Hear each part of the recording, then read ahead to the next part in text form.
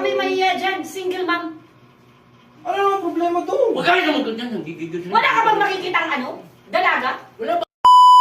Magandang gabi. Ano, kumusta pag-aaral nyo? Girlfriend ko po tayo. Ha? Ano? Girlfriend ko po. Sigurado. Girlfriend mo? Tay, graduate na ako, tay.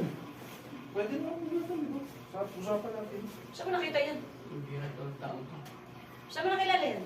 Doon po sa, sa school namin. Ilan taon ka na, Nek? Ako po, 29 po. 29? Opo. Ilan taon ka? 23 po, sir. 23, 29, 6 years babae. Single mom. Tay, grabe mo. Huwag naman kayo ganyan. Ibig sabihin may anak na.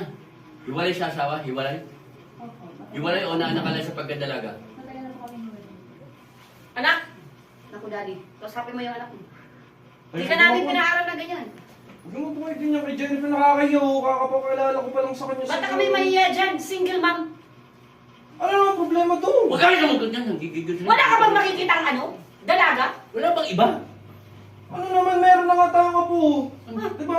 Abo? Dugo ba? Daddy. Ipinagmalaki mo ako. Hindi ko kadugo. Anong gusto mo? Baka mo Ano sumpat ka naman namin. problema sa single Anong mom? dalaga?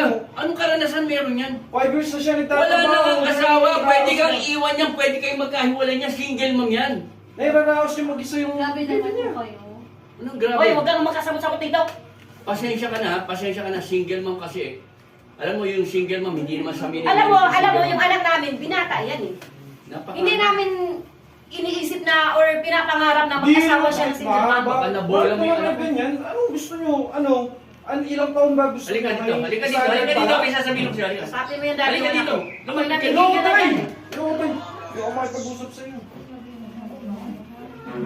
Anong grabe? Ano ba?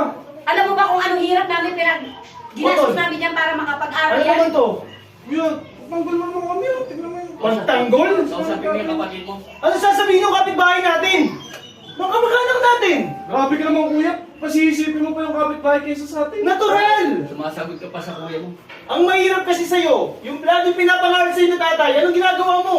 Puro ka bulakbol ngayon. Papakilala mo? Bawiin mo Single yan. mom? Bakit? Nakagraduate na naman. Bawiin mo yan. Nakagraduate ka! Okay.